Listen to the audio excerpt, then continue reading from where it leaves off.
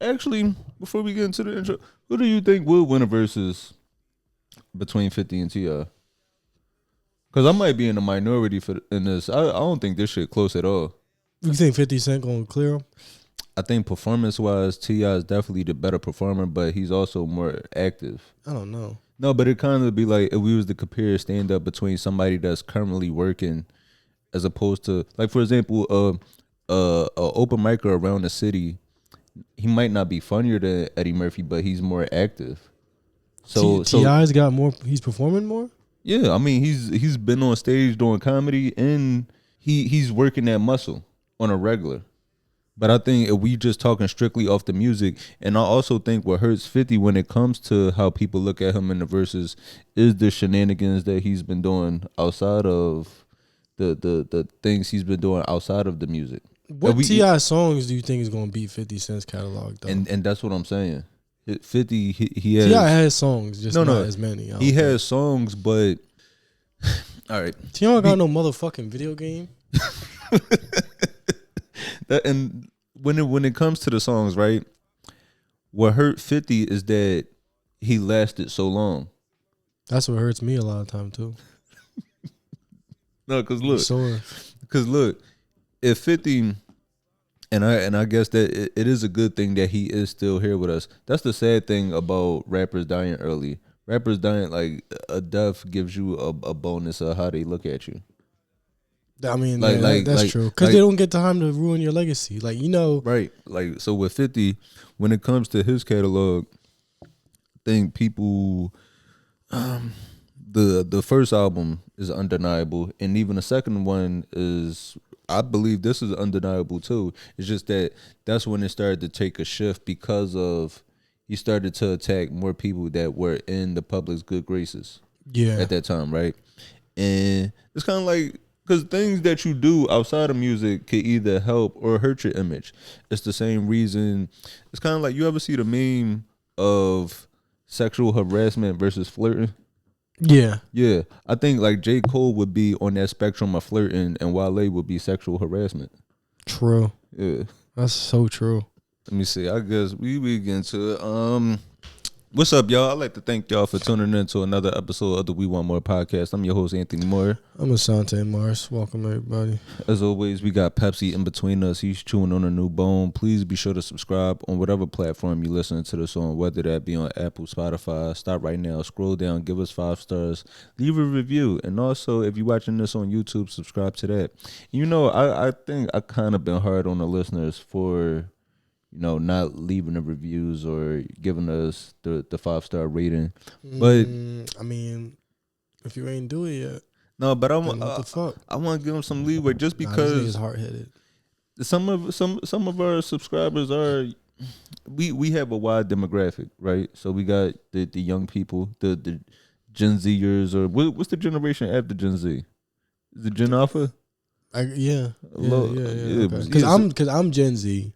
But like I'm about to die, so like there's somebody after me for sure. Gen Alpha, I think. Yeah, so you know we got the young people that even them getting here, we appreciate that because we know they just be on TikTok all day. Yeah, like if they're listening to this shit without fucking Roblox, like half split screen right. Roblox us, right. If they can stomach that shit, just us alone.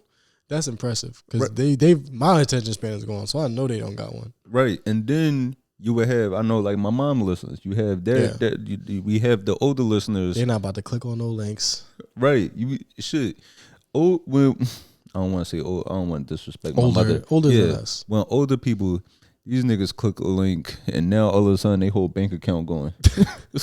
so I get it. They on the phone with the Indian niggas. Oh, I gotta click on this. Right. All right. So if I give you the gift card, you gonna fix this, right? Like I don't know how they still fall for this shit, but so yeah, you got that, or they might not even be able to see the link because it's like they gotta find where they put their glasses at. They still trying to remember where they set their glasses down. So no, just the fact that y'all were able to find y'all way here for another listen, we definitely do appreciate that. But if y'all could, you know, give us 5 stars, and also. In the description to every episode now, there is the link to the Discord. So if there is a permanent link If you're looking to just check out the Discord, see what's going on in the group, that link will be in the audio description to every episode. And I have to update that to the YouTube, putting that in every description. But other than that, how you feeling? Well, first of all, let me offer an apology because I was skating before this, so I know my balls is all through the air right now. So but I'm feeling good. We went to have some Chipotle. First day of amazing weather. It's 70 degrees out. The snow is finally going. Ran outside today. Yeah. Definitely. Are you stretching? Are you stretching before you skate? Yeah. I gotta start stretching after. You do. You definitely do. If you turn on the radio and they say like we about to throw it back in the time, and you remember when that song came out, you definitely got to stretch. That's what, for real. When the shit you came up on is a throwback, for real, because throwing it back in the time is turn my swag on. Yeah, yo, I was all right. So I'm at the skate park, right? Me and the homie got like the bigger pants on right now. Mm-hmm. Cause that's the shit that we wear right now, and to us, like that's like old shit, right? Like the '90s and like 2000s with the big pants, like that's to us is like old. It's these young kids, maybe like 17 or whatever the fuck, wearing skinny jeans, cause that's like vintage to them now. Damn, like they bringing back shit that just happened, and I don't like this is the first time that's probably gonna happen to us, but it's gonna keep happening. Damn, that's crazy that skinny jeans is vintage. Skinny jeans are like back in full swing. I don't know if it's everywhere, but definitely like the like little hip New York kids and shit. Skinny jeans. This is why you gotta wear what you just like, because it's like every time I try to get caught up with the fashion trends on whatever is going on, and by the time I could afford some new clothes, that shit is played out. Yeah, like you resisted the baggy era, and like I knew I was like it's gonna come back. Don't even buy new clothes. Just fucking wear what you got. But the thing is, when I was in college, I remember my friends killing me for walking in with some baggy ass jeans. Bro, I remember fucking as early as goddamn like 2020, 2019. You wore some like big pants niggas like right, yeah, skinny jeans. It was like the fucking the standard. Bro, like tight pants was the standard. I vividly remember all my friends chilling on campus. I just get to campus. I pull up, and one of my homies was like, "Yo, why you got on the fat nigga pants?" And now this is the style. So it's like, I don't know, man. I don't know what to do. But yeah, I remember because I started wearing this shit because it was like I had just got into like. But you started wearing baggy stuff? Yeah, because I was going to thrift stores and shit, and I got into like it was like the 90s was old. Mm-hmm. But now the 90s is like a fucking. You could die of natural causes if you was born in the 90s at this point. Like, how you did that make you feel old? Yeah. How you But how am I feeling? How you specifically about the state of time? I'm trying to get myself together. Like my bag, I'm trying to get myself together. I got up this morning. Was glad that the weather finally broke to where I could get back to running outside. Ran a couple miles around the neighborhood. That was nice. Took Pepsi for a good walk. Yeah, it's a time to do it. Yeah, just enjoying the weather, man. It's still Women's History Month. I guess when St. Patrick's Day, is that coming up? St. Patrick's Day, what's that? Is that next week? I don't know. To all those that celebrate, wear some Irish Spring and get some Lucky Charms. When is this? St. Patrick's Day is the 17th. Okay. That's next week? Oh, yeah. So, yeah, St. Patrick's Day is next week. Only St. Patrick I really know is James St. Patrick. Who's that? Power. Oh, yeah. Bro, I'm like looking back. I watched like the whole Power in maybe like 1 month. Like the entire series. Did you enjoy it? I feel like that's kind of like beating the game too fast. No, I didn't enjoy it. I feel like I was, when the cop dies at the end? I'm not going to say who, but you know which one? Mm-hmm. I was like, fucking finally. Yeah. It wasn't even necessary. Didn't even have to happen, but I was just like, that was one of the shows I feel like I was going through something at the time, and I was just like, I can't get out of bed. So I was just going to sit down and watch Power. And I did not enjoy it. Like, that's how I know I was going through something, because it wasn't like, oh, man, I can't wait to see what happened next episode. You couldn't predict it. It was not a predictable show. Yeah, it just didn't make no fucking sense. That's a real cry for help. Yeah. Like binging power. I think like it's certain things, and not that's clinical depression, man. Like really. And don't get me wrong, I like the original Power series, but to go to that as your comfort show, that's probably why I was so uncomfortable.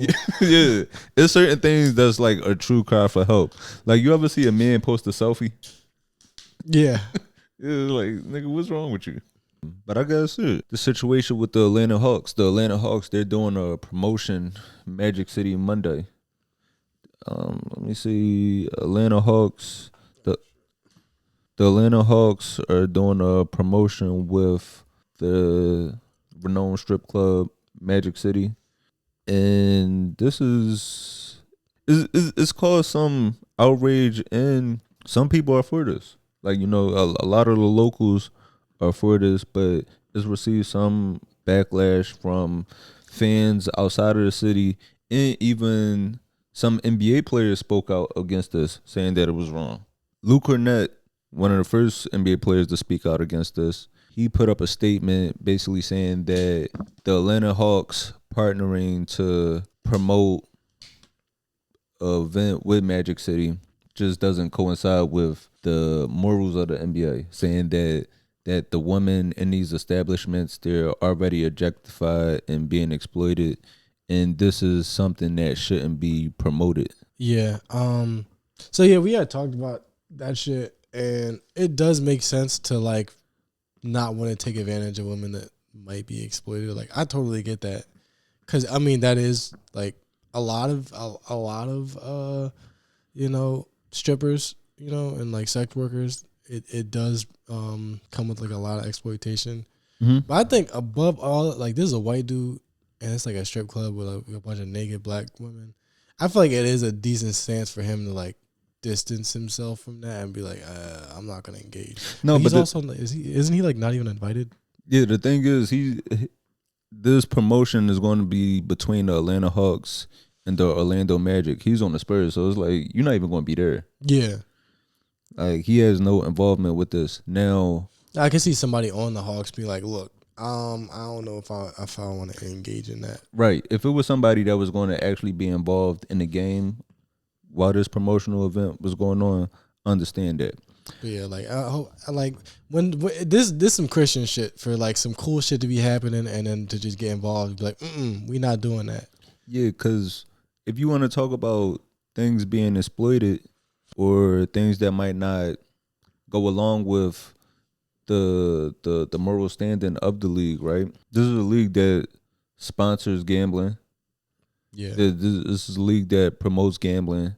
We see how that's affecting people. Like we see how the fans treat the players.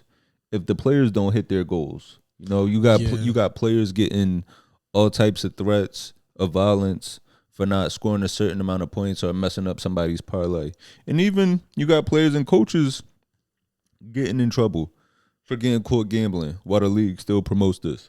Yeah, the gambling shit is way fucking out of hand to where you can literally bet on the war in Iran right now or Iran. You can bet on that shit. And we gonna get into that because I'm gonna tell you about who I got in that. No, we definitely gonna talk about that. Yeah, you can literally, gambling is a actual addiction. It is a proven addiction. They sell beer at the games. They sell fucking sports books and shit, like sports betting. They offer you discount codes and all this type of shit. Like they try to get you hooked on that. Gambling, I think, might be more addictive than fucking strip clubs. So if you're taking the moral high ground on that, and then you're not really gonna win. Yeah, but I get the sentiment of being like, maybe since this is supposed to be like a athletic stuff, like healthy lives and dreams for kids and all that shit, maybe it's not the best to partner up with a strip club. But I mean, look at the investments that these motherfuckers probably have. Like the people that are running the NBA and the people that invest in it. Look up the kind of investments that they have. Like I'm pretty sure these motherfuckers are buying missiles. So right. And So with Luke Cornett's statement, right?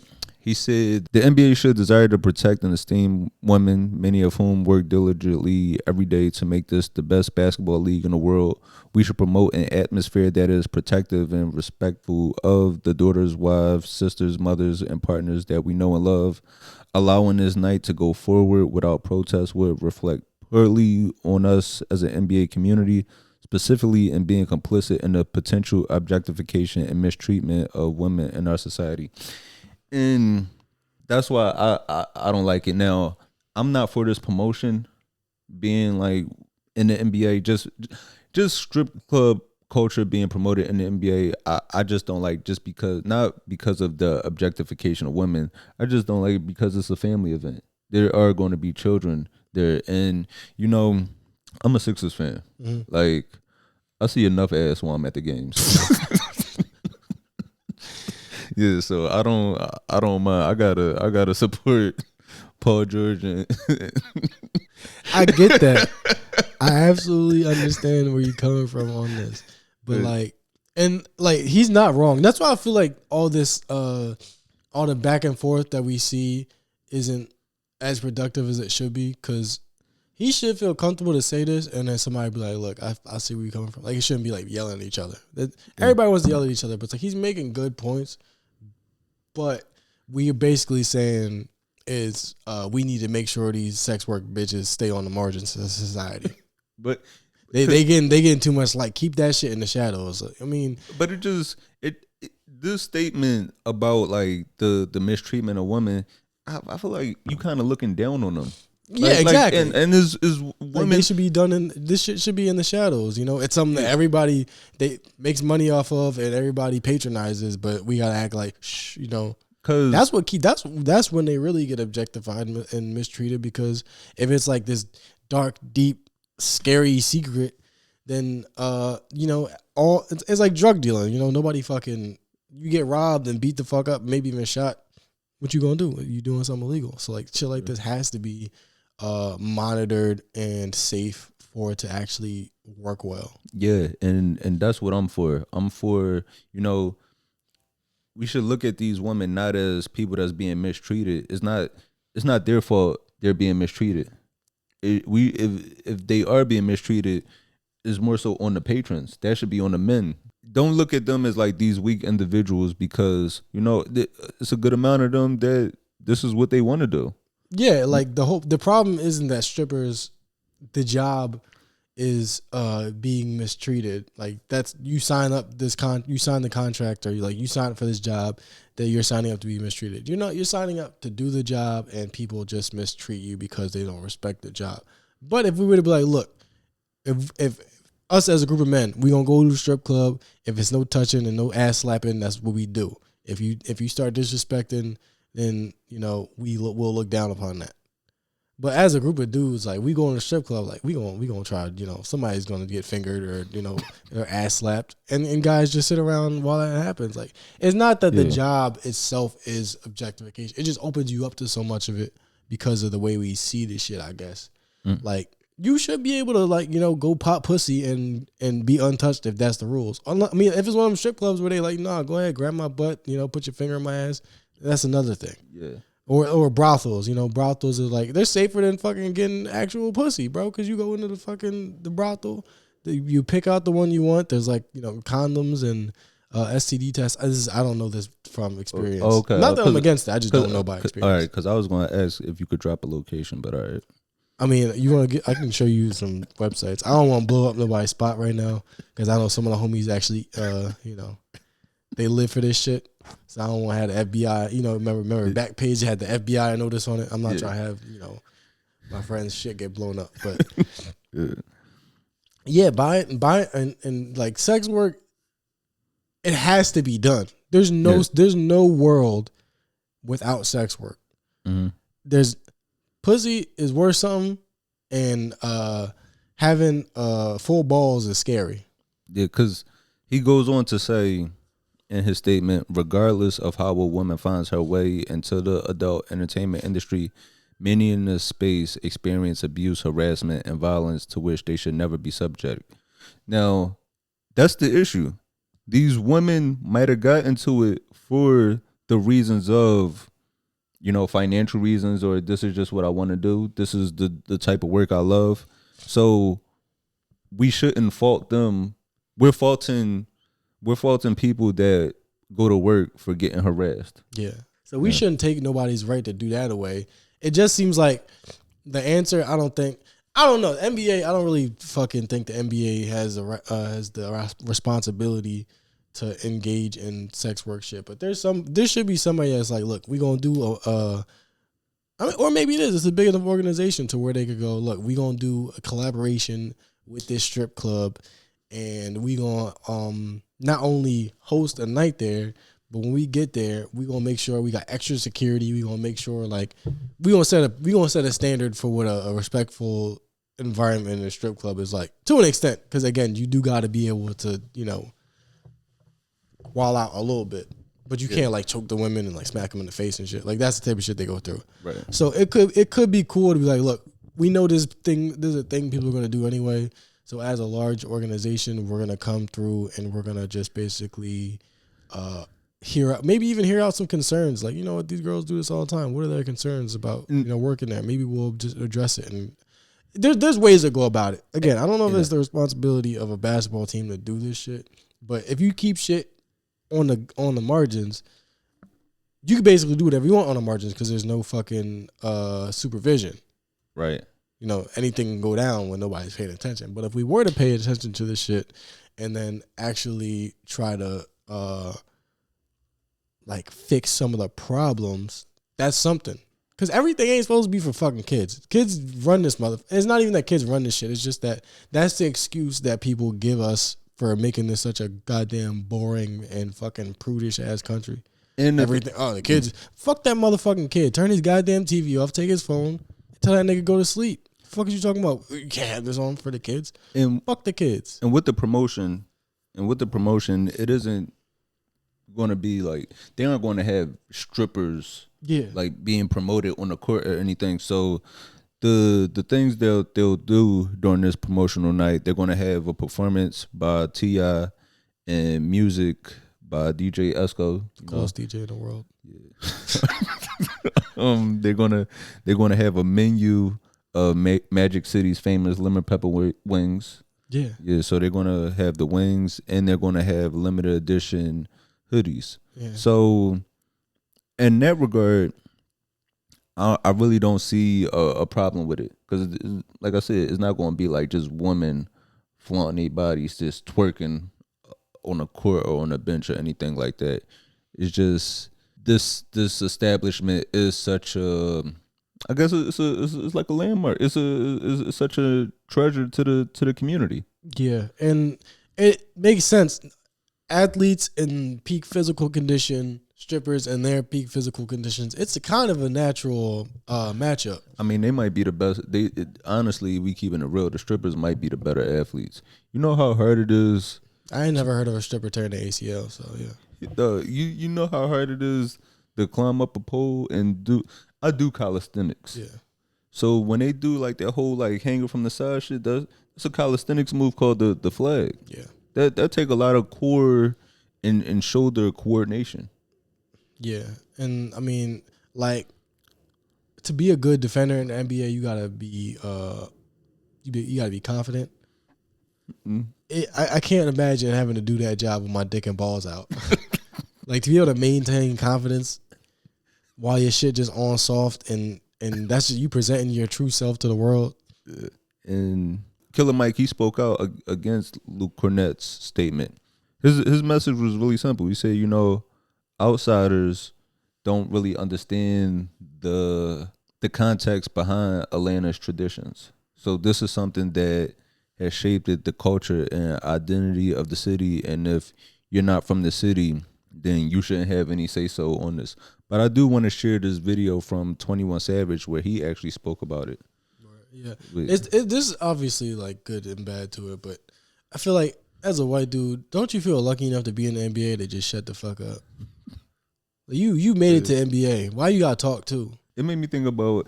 This makes me think about what would the promotional night be for Philly? For Philly, we have no dick eating. I don't know, probably fucking. I can't. What is? Well, What's promotion. Philadelphia specific? What's You probably Philadelphia? have to do that shit at a mosque. All the NBA players go fucking wash their feet and pray. Can't think of nothing else. Everybody, the whole team, everybody, you guys all go to jail. At halftime, everybody bring your rugs to the middle of the court.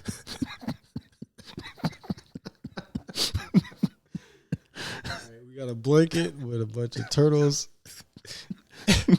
and bean pies on it. Everybody sell at least one, or you cut from the team. Everybody sell a turtle, or you're fucking out of here. Damn, I miss the fucking street entrepreneur shit. We'll play this clip from 21 Savage talking about the culture and lifestyle that Atlanta teaches you. What's the word? Atlanta really a pedophile. Cause Atlanta really groomed us, bro, since we was kids. The fuck? No, just listen to what I'm saying. Maybe pedophile the worst word. What's up, TJ? Maybe pedophile the wrong word. Atlanta is a grooming ass city. Okay. Atlanta groomed us, nigga, since we was 10, 11, 12 on club life, bro. Like, nigga, when I was a lamb, nigga, on my mama, nigga, I was taking out trash for $2 in apartments. Decatur skate? Just to goddamn get some chucks and some dickies to go to the Decatur skate. Yeah. Getting wristband, goddamn, nigga, they used to have pictures with no liquor. You just get a picture of Sprite. So your ass getting groomed for the club. Yeah. From you goddamn in middle school. Yeah. So now when you got down 30, man, nigga, I've been going to the club since I was 11, 12 years old, bro. The club. Bro, super. You get what I'm No, I feel like that is an issue. Now, in that regards, you know, that's just my issue about it being tied to a family event. That this is the introduction to this is going to be a lot of kids' introduction to this establishment. I get that, and I don't think that kids, because a lot of kids aspire to be athletes, and you know, what are you thinking when you're gonna get the money? Like, oh, I can buy all the stuff I want. I can buy all the cars I want. Now kids might be thinking, all right, well, I can go and drop money at the strip club if I join the NBA. Like, I don't want that association to be the thing because, like, even if the strippers are treated like fairly, as a kid, you would really be able to comprehend the notion of making enough money to buy whatever woman you want. That's just inherently going to be a bad idea. You're like, oh, I can get money and buy a woman. How do you come up with like how do you convince a kid to not think of it that way? I guess, but also fuck kids, man. Like we've revolved everything around these motherfuckers as if they're that goddamn important. It's like we don't fucking feed them at school. We don't fucking take care of them if they get sick. We don't give a fuck if they have housing. There's a bunch of homeless and hungry kids right now. I don't give a fuck if they know about pussy. It's like I'd rather a nigga be fed and maybe overly horny than hungry and prudish. So World War III. All right, yeah. So we can talk about that. So all the niggas that voted for Trump, like, oh man, Biden won't start World War III. Go suck a dick. Yeah. So the war, I get this happened last week. The U.S. in collaboration with Israel. Yes, that was it, I believe, right? On behalf of Israel, okay. I would say it's more accurate. So what? It was a attack on Iran. Yeah, they started bombing fucking Iran, and then they killed a bunch of fucking kids. And with the U.S., say we do go to war, right? Mm-hmm. Now, not to say we not built for it. We win wars because of our numbers, and we attack civilians. We're not winning wars when we see what it's like when we go up against another country's actual soldiers. Right, we see, and we see literally have not won any of the past few wars we've been in. But the thing is because it's like you can't expect to win. You can't expect to beat somebody with nothing to lose. It's kind of like, are you familiar with like football, like soccer? All right, so usually the best soccer players or the athletes, the ones that's out there with running around playing soccer in the alleyways with no shoes. Yeah. Just like how in the countries when it comes to baseball, the ones that's the a lot of the times the best players is the people with the makeshift baseball bats, the ones that don't grow up with privilege. Now you got us, we the rich kids. So it's like you sending these people, you sending people to war that expect to make it back. Yeah. Right. You got There's no fucking way we're gonna beat them. Right. These people are like primed for martyrdom. Bro, they going into war. We got soldiers that's going to war that's missing their families. You can't any gangster movie will tell you love will get you killed.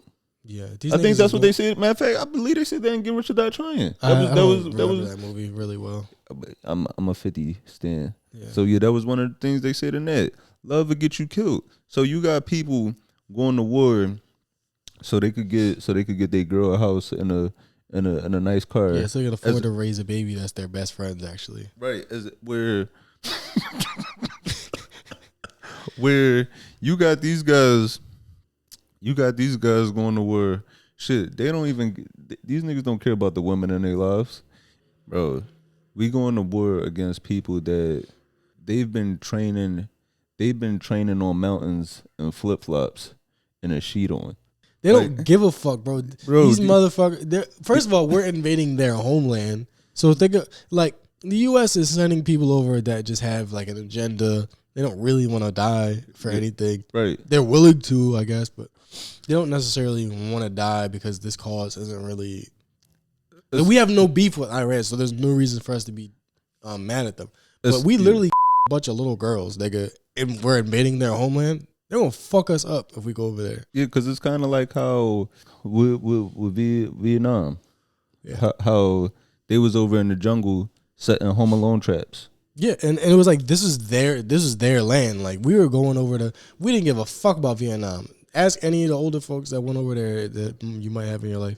They didn't give a shit about that. They got drafted, or they were just they had no other options. They were 18. They got kicked out maybe, and it was like this will set me up for life a little bit. Like we don't give a shit about the wars we fight at all. Yeah, so we be going to countries that fight niggas that's really willing to die. Like they're like, if I give my life for this cause, I'm going to heaven for eternity. Yeah, so that's why I say with the whole, that's why I say like about who would win in this.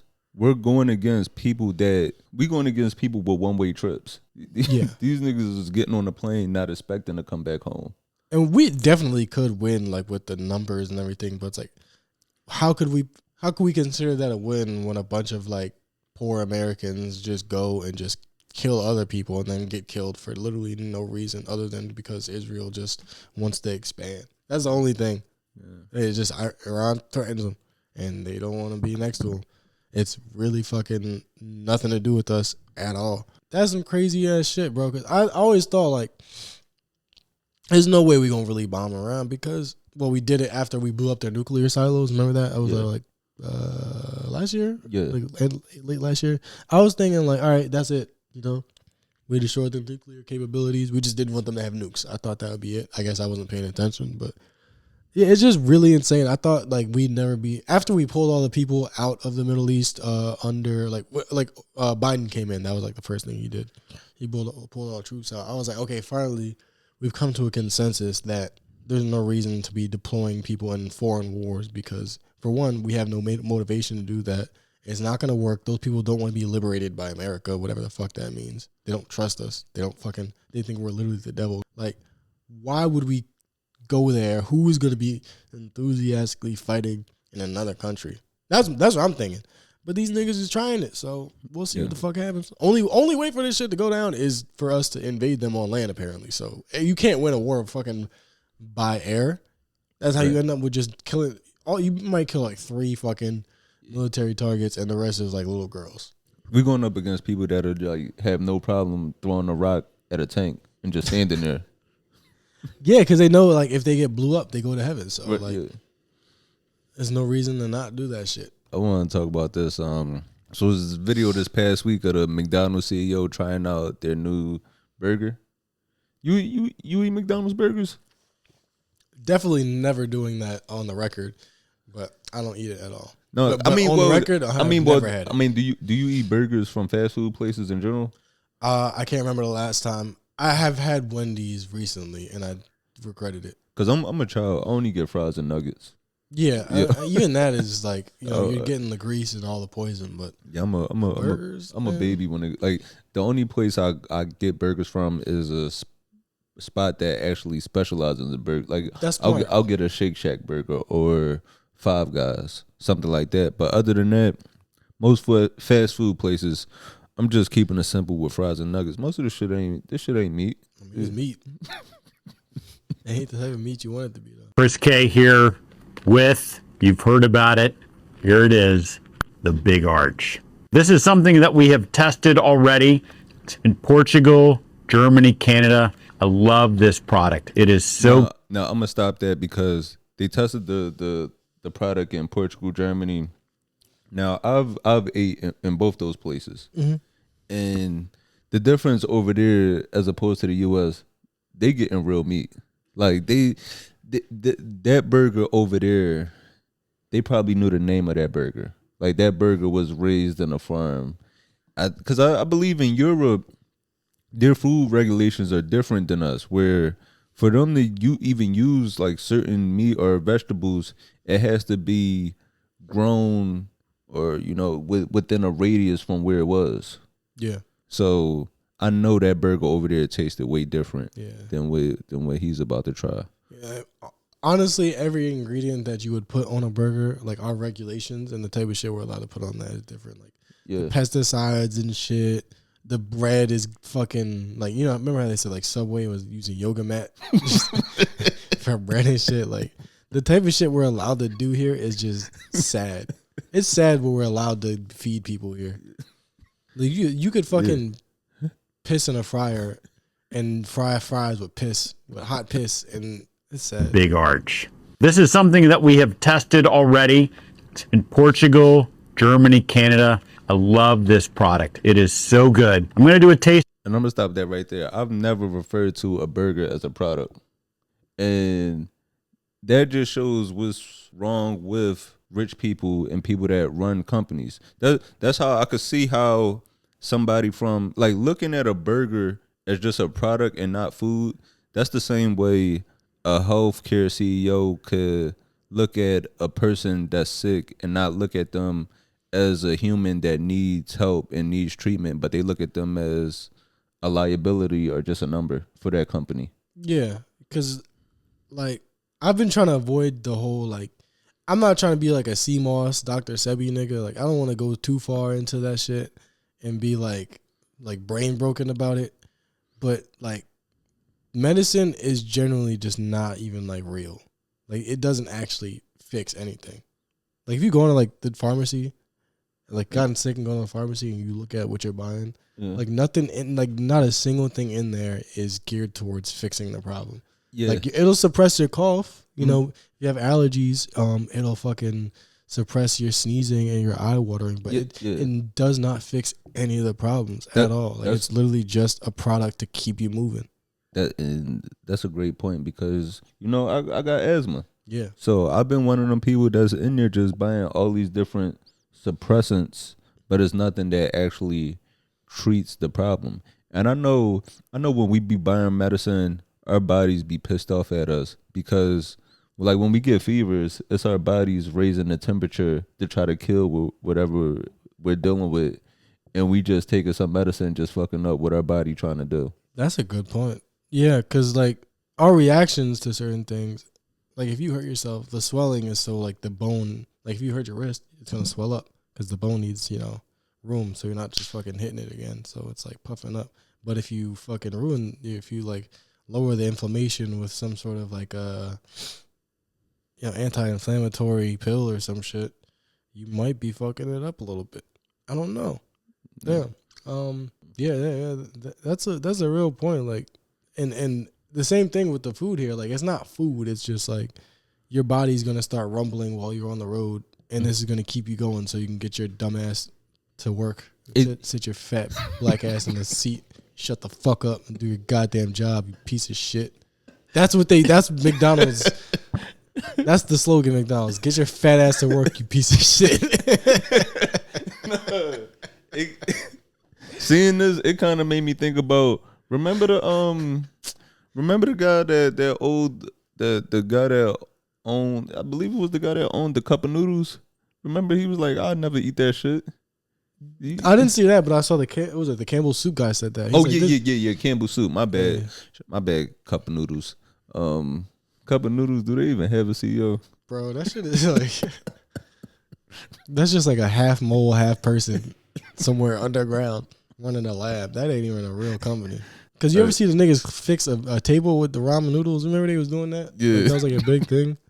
Yeah, I was like, I'm eating fucking table right now. I know last time we was here, we talked about the passing of Jesse Jackson, and you know we played some audio of his son speaking highly about his father, and one of the things that his son said is that he didn't want. Wait, go back up. I want to read this caption. I need to be up to speed on this.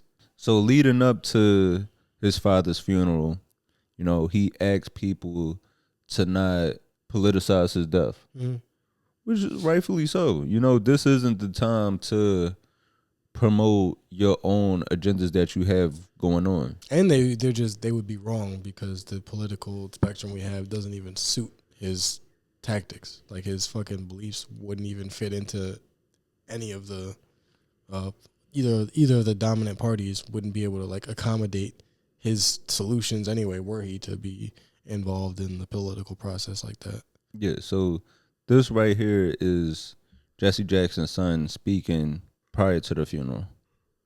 Do not bring your politics out of respect to Reverend Jesse Jackson and the life that he lived to these homegoing services. Right. Come respectful and come to say thank you.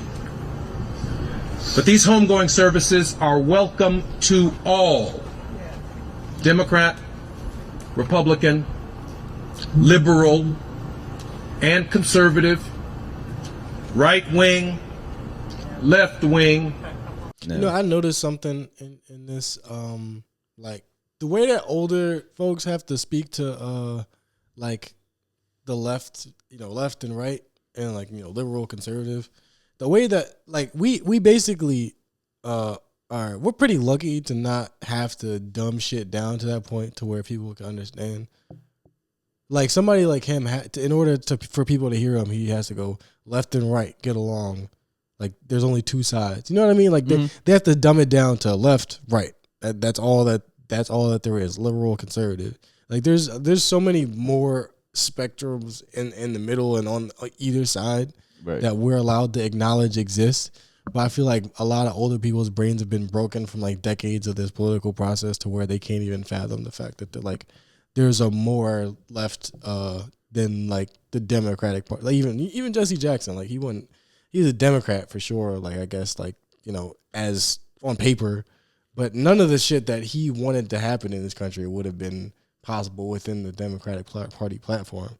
So like. It's like you can't even acknowledge that shit exists because of all the years of like fucking the communist Red Scare and shit. Like you'll scare older people, if you're too honest about that shit. But and even if he was, you know, even if he was a Democrat, regardless of what his political affiliation was, he's so much more than that, and that's not the thing that should be remembered in death. It's kind of like how, you know, when like a comedian does.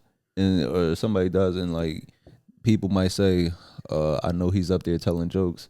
It's like, nigga, I gotta work for stage time up here too. Like I can't just relax. So yeah, why would I have to be funny in heaven? I didn't get molested up there.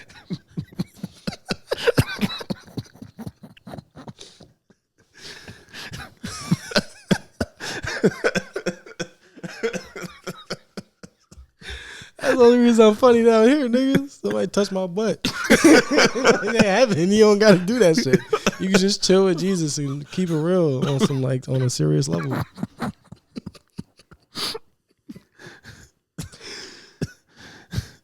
So that was what Jesse Jackson's son had to say, and this is Kamala Harris speaking at his funeral. Let me just say, I predicted a lot about what's happening right now. Yeah, this pissed me off. I'm not into saying I told you so, but we did see it coming. No, there was a point in time when I thought like Kamala Harris does have some charm to her. But it wasn't just her. It wasn't just her. Like no, Joe Biden went out there and said some bullshit. Biden, Barack. It was a bunch of people that just showed up to the funeral where they should have just been speaking about how great this man was, or the life he lived. But instead, they went up there to get their shit off. It's kind of like the meme of I showed up to my op's funeral just to make sure he was dead. Yeah, and you ever been to a funeral? Like at a funeral, you go up there, you say thank you, like he said, you say thank you. You maybe even give like an anecdote, like I remember this one time he helped me out of this situation. What a good dude. But you ever go to a funeral and the motherfucker like start like just talking about like their struggles and like how God helped them out. I was like, I ain't have no car, but God blessed me with a check. I'm like, bitch, fuck you in that car. We here for one nigga. Right. Fuck your goddamn struggles. Right. Your personal struggles. Yeah, like nigga, I don't want to hear that. I'm sad about grandma right now. Yeah, like I was having a real tough time, bitch. Fuck you in that time. And this is, his son speaking after the service. I listened for several hours of 3 United States presidents who do not know Jesse Jackson. At what age do you think we gonna start talking with the civil rights voice?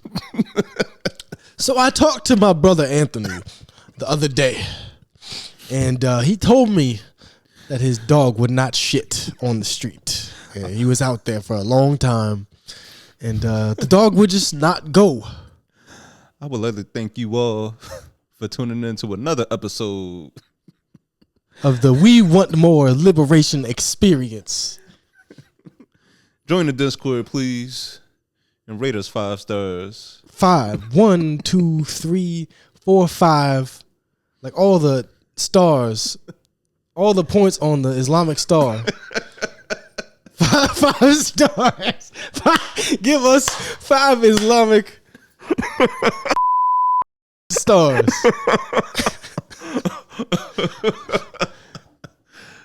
Don't give us 5 stars a day, but give us 5 Pan-African black Muslim stars. Thank you very much. Shit. Yeah, that is honestly like disgusting. Because I know what I said earlier. I was like, yeah, I could get why somebody like at a funeral could talk like, oh, the grace of God, even if it's not about the person, like, what, I know he in heaven, and I know for a fact because God, to shine on my life. Like, I get that type of shit. But to just go up there and just like be on some like political shit is just, it's annoying because it's a funeral. And 2, like, what?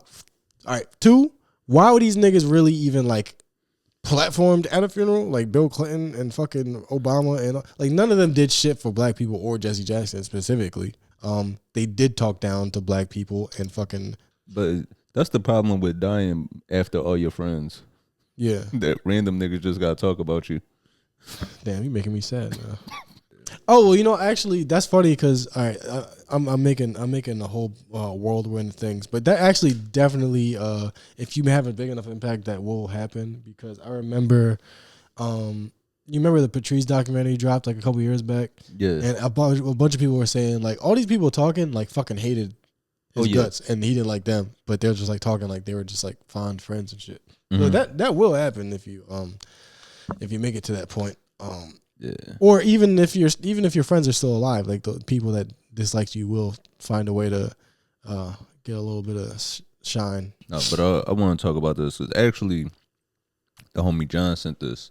Detroit player, he sent this link. And I'm glad that somebody outside of Philly has actually heard of this story. Yeah. So in a few schools throughout the city of Philadelphia, there will actually be a 4-week curriculum where some schools will talk about the move bombing. And damn, you know what? And that's huge. That's huge that children will actually get to learn about the history of this. Because I think the move bombing, this might be one of the rare instances. Is it the only time that this might be the only time the government like actually bombed its own citizens? In America, I would say this and like only other I can think of Waco, Texas, when they they had that like yeah, right, yeah. Those are the only times I can think of it. Right, yeah. So yeah, the move bombing. So Mike Africa Jr. is actually part of that family that was attacked on that day. He's launched the MOVE curriculum to educate Philadelphia students about the 1985 bombing. But one of the things that they won't address in the curriculum is some of the like recent allegations against the group. Some of the allegations were that some of the children might have been abused. Yeah, they were saying there was abuse. I mean, there was abuse in. It was abuse in every household in Philly. Yeah, So. yeah, that and like all the black movements were, there was a lot of abuse going on in those things. And I think there was at one point, it was towards like the decline of like the Black Panther Party, where like you get caught like abusing a woman, and they would like. I mean, but abuse might be just a child getting beat. No, that's what I'm saying. Like trouble. it wasn't even. It might not even have been like organizational policy. But what I'm talking about is like, all right, so say you're in the party and it's not sanctioned, but you end up abusing a woman, whether physically or sexually.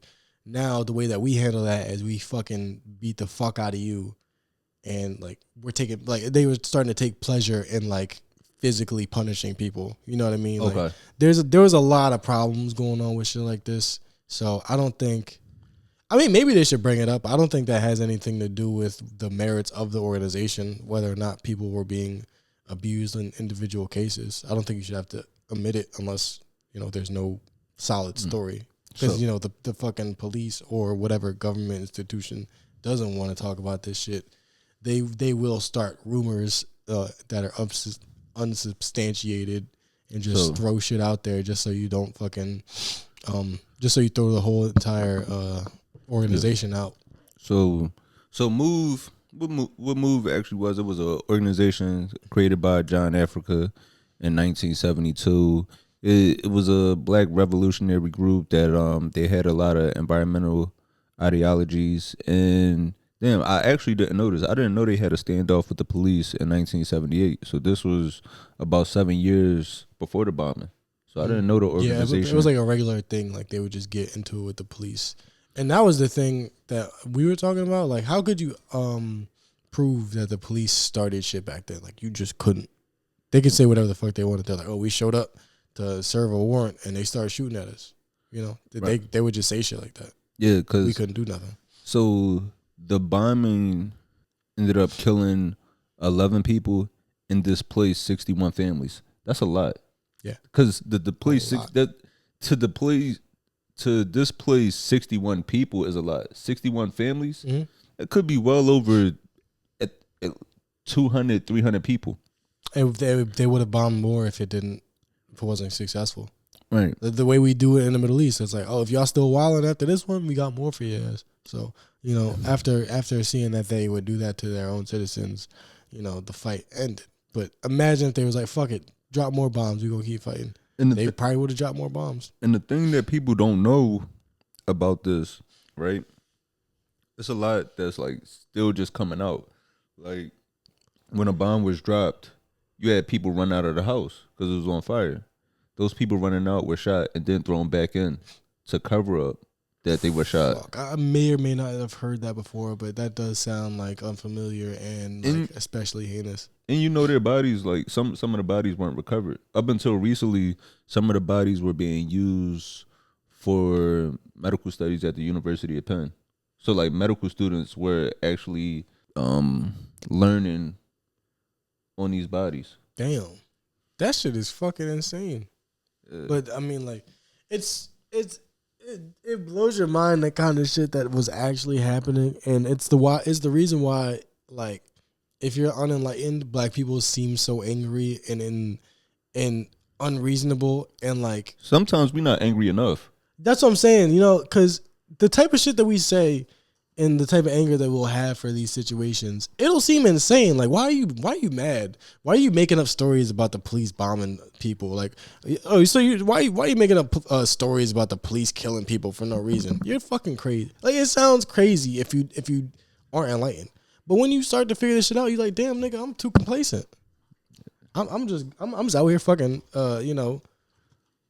eating white pussy and and just going to class and listening to fucking Jelly Roll. And that was the thing with the police shootings. Like when they first started becoming a big media firestorm, like the police are, shot somebody else, and it's just like the police shoot several thousand fucking people every couple of years. That's what's crazy. It's like insane how many people the police shoot, but we got videos of it. But that's what's crazy about people that used to get arrested like back then, like a long time ago. Mm-hmm. Like to get away with a crime, all you had to do was like move 2 blocks. Yo, you really had to just stay there and fucking hold the gun in your hand if you wanted to be caught for a murder back then. Or like somebody had to just snitch. Like that was literally like somebody had to tell on you, because there was no way they was gonna catch you. Before fingerprints, they wasn't gonna catch you. Even after all the ballistics and shit, it's like it was like a primitive science. So any lawyer worth fucking 2 cents would be like, look, this is all bullshit. You can't fucking prove this. Even like people like grandfathers that used to have like 2 families, but like you could have 2 families back then because there was no technology or social media or any way. It wasn't no LinkedIn. Cheating with one cell phone is hard. Cheating with 2 cell phones, I'm sure it's easy. Cheating with no cell phones, nigga. Yeah, so it wasn't no LinkedIn. So you could just hold on. Like how would you have a side family with a landline?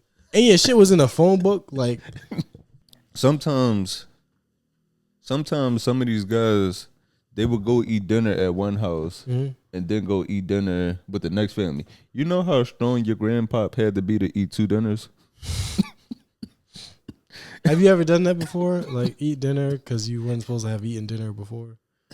Even I'm not trying to incriminate nobody. I'm just saying like I haven't done. You just eating without your girl in general, and then she makes some food, and you're like, "Fuck, I gotta eat this too now." Yeah, I've done that, and I've also sickening. I've definitely had some wings out on my own and didn't tell her I could have some. Yeah, so I had to eat her food too. Yeah, I've done that, and then I've also had to go see a movie and act like I didn't know what was happening.